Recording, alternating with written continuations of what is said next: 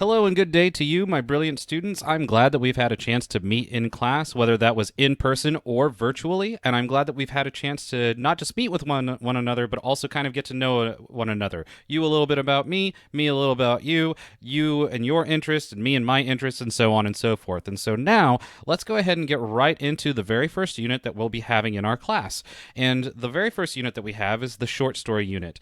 And within the short story unit, you're going to be learning about a lot of different concepts, and you're going to be learning about a lot of different things that play into, yes, this medium of short stories, but also have a great deal of value and a great deal of application across many different genres and across many different mediums. Now, the short story medium in particular is used because it is so dense and it is so efficient. Just think about it whenever you think about reading. Whenever you think about reading, you're usually thinking about like a book or a novel, or you're thinking about something that is like a little bit more dense or a little bit more thick, right? But the thing about short stories is short stories only take about 30 minutes, maybe 45 minutes or a little bit longer. That's about the same amount of time as, yes, a TV show, or if it's a long one, a movie. And so short stories are actually competing with these other mediums that take up a similar amount of time, but you have to use your imagination, and it's up to the author to be able to convey all of their thoughts, all of their ideas, and all of the imagery that you would be normally getting in a movie. So to be able to do that in an engaging way, and to be able to do that in a provoking way that provokes not only your heart but also your mind, is something that is truly an art form and truly a craft, and I hope it's something that you'll be able to come to appreciate. As we go through short stories, we're going to be learning about these concepts that authors use to engage their readers.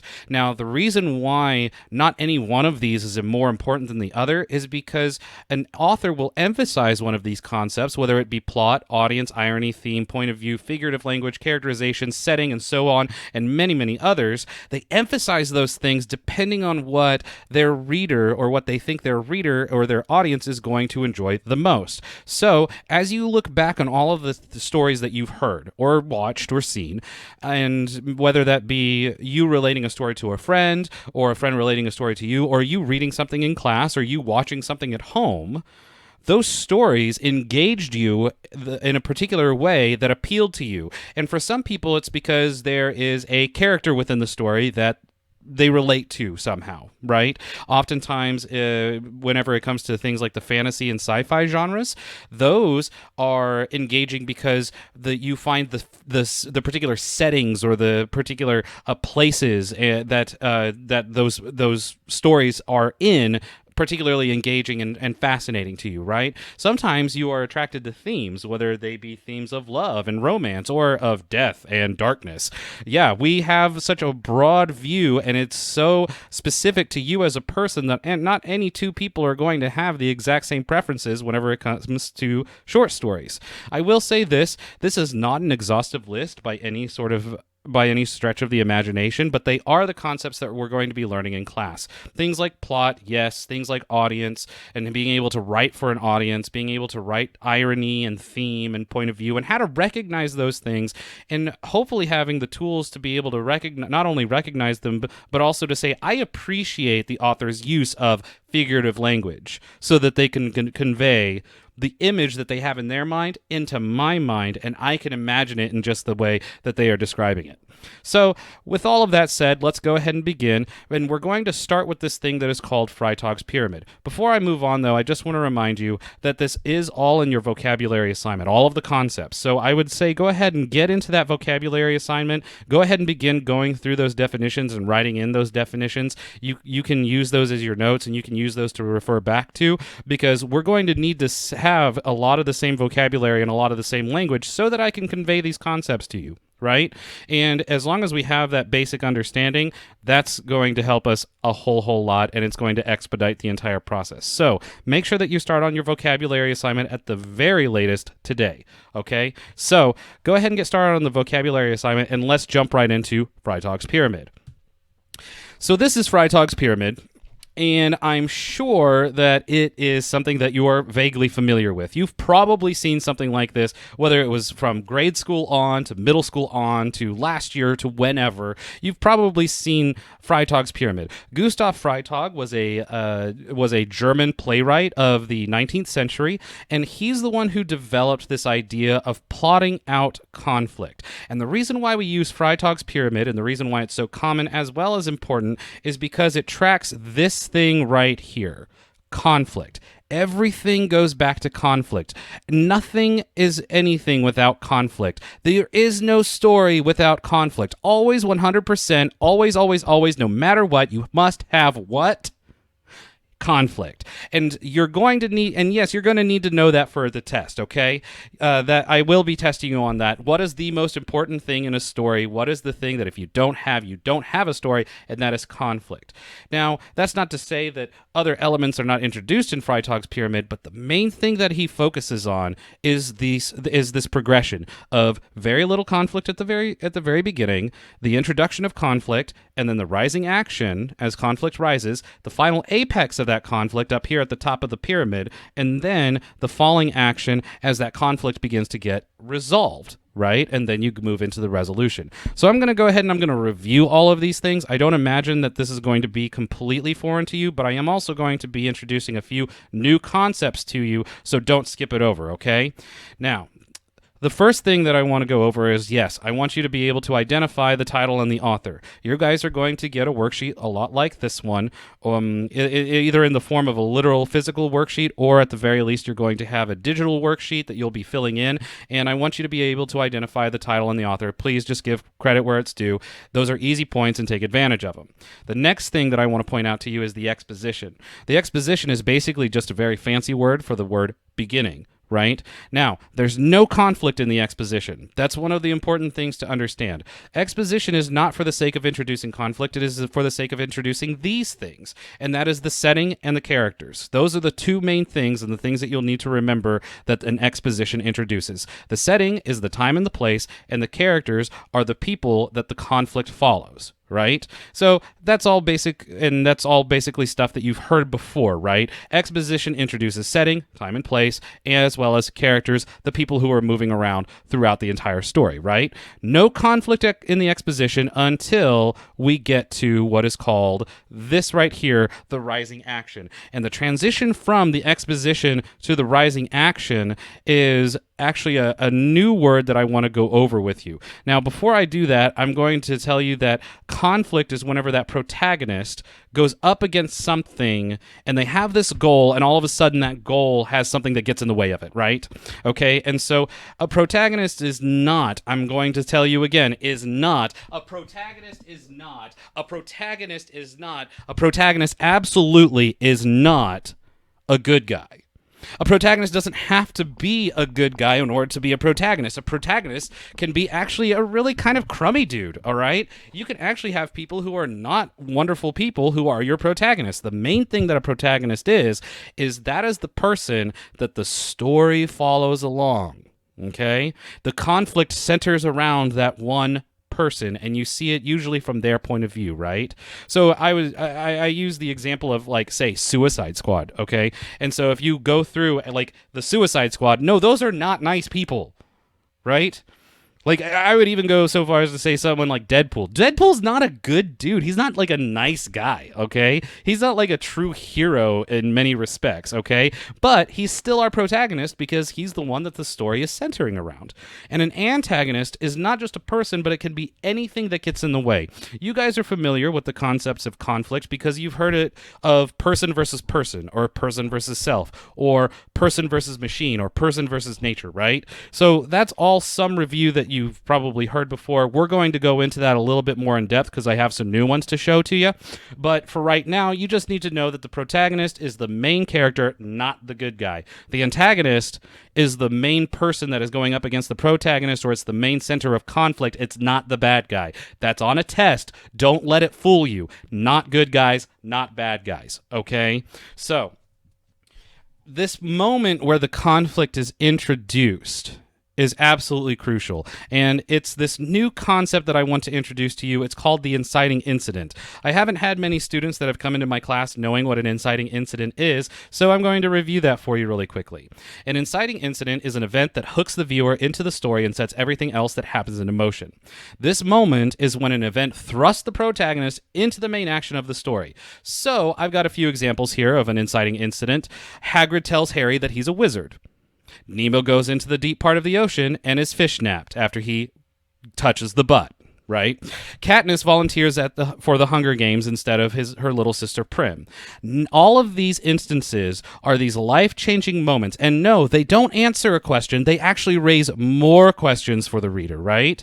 Because all of a sudden, Hagrid is telling Harry that he's a wizard. You're a wizard, Harry. And all of a sudden our minds are blown because it's like, wait a second, we knew the kid could kind of do magic. What does it mean for him to be a wizard? Where is the school that he's supposed to go to? What kind of magic is he going to learn? And so it raises all of these questions, but it's completely changed the trajectory for young Harry. Nemo doesn't have an adventure of getting back home unless he goes out there and he touches the bottom of that boat and is kidnapped by an Australian dentist, right? Katniss, we don't have a story if Katniss does not volunteer for the Hunger Games in place of her sister Prim. And so that's the moment where the protagonist must move the story forward. It's almost like they're forced to move the story forward, and that is what is called the inciting incident. It almost always, if not always, introduces... Hi. Hello, doggy. Sorry, it's my dog Maple. You want to say hi? Okay. So it almost always, if not absolutely always, introduces the conflict into the story, okay? And that is where the inciting incident. You move from exposition, no conflict, into rising action, lots and lots of conflict.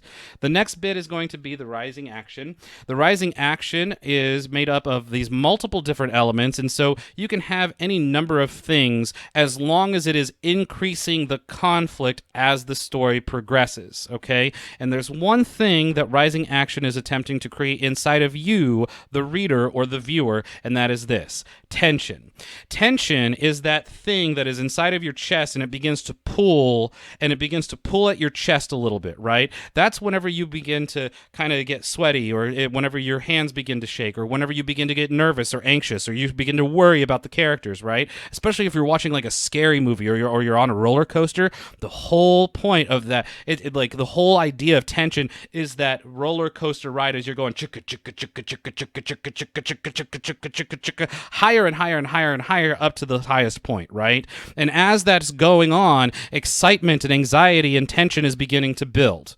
Okay, and that tension creates inside of us this anxiety that we want to resolve. And the author has a few tricks that we're going to review later on in another lesson, but a few tricks that they use are things like dramatic irony, whenever you know something that the character doesn't, complications, like whenever something gets in the way of the protagonist and their goals, or foreshadowing, whenever the author tells you, hey, this is something that's going to happen and the character doesn't necessarily know just yet. Do you think they're going to survive? Right? And so that tension builds as you're reading or as you're viewing it, okay? And the whole point of that tension is to increase, yes, that conflict, okay? Now, whenever you get to the very highest point of that conflict, that's called the climax. And that is whenever the conflict is at the uppermost peak. It's whenever the Avengers are squaring off against Thanos. It's whenever Luke Skywalker is fighting against Darth Vader. It's whenever Nemo is about to be fished out of the sea and turned into chum, and he's captured inside of a net, and he has to rally everyone around him and tell them to just keep swimming, right? And so that climax is that moment of the highest maximum tension, that highest maximum conflict, and the best way, I think, and maybe one of the easiest ways for you to identify what the climax is if there is a winner and loser at the end of that scene, you're at the climax. You might not know who the winner or the loser is, but if someone's gonna end up winning and someone's gonna end up losing, you know you're at the climax, all right? So if if it comes down to a duel between the light side and the dark side, and Luke or Darth Vader are going to die, you know that that's the climax, because one of those is going to die, one of those is going to be a winner, right? Same thing with things like the Avengers. Same thing like whenever Harry Potter is facing off against Voldemort, and so on and so on and so on, right? So you have that climax that is the maximum point of conflict. Right after, hang on, I nearly forgot. Let's go ahead and let's talk about this, because we're going to be talking about the falling action, okay? Now, catharsis is this new concept I want to introduce to you, and catharsis is the reason why we read stories. It's the reason why we tell stories. It's the reason why we go to the movies, why we like TV shows. It's the reason why during quarantine you went ahead and said, you know what, there's all sorts of craziness going on with Tiger King. Like, I want to rewatch Stranger Things a couple of times, whatever it might be. And so like the reason why you keep coming back to these things is actually because of catharsis. And what catharsis is this. It's theorized by the Greek philosopher Aristotle in his Poetics that catharsis is the desired emotional effect of many a tragedy. And it's not just tragedy, it's all stories. The idea is that the play will produce a bad feeling, pity, fear, in our case, tension in the spectator, thereby purging these emotions. Though you're afraid or sad or angry or anxious or tense during the play, once you leave that theater, you've got all those bad vibes out of your system, and out with the bad and in with the good and all of that, right? So the thing about catharsis is this, is that as we're going through, we're getting more and more tense, we're going up the roller coaster, we're getting more and more anxious and more excited, until finally we get that moment of the climax and then the falling action, when we finally get to go, that was good.